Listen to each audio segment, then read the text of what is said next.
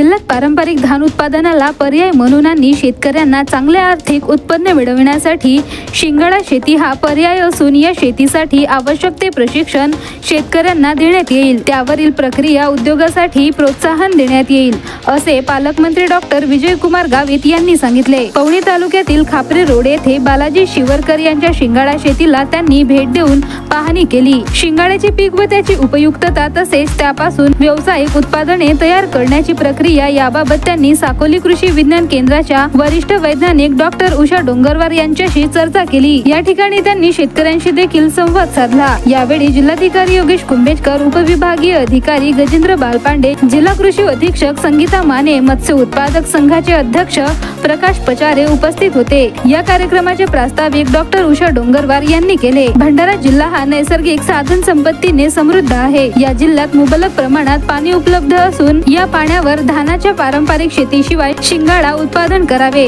शिंगाड्याचे पीठ हे उपवासासाठी वापरले जाते। तसेच शिंगाड्याच्या पौष्टिक घटक असल्याने त्याचे अन्न मूल्य खूप जास्त आहे।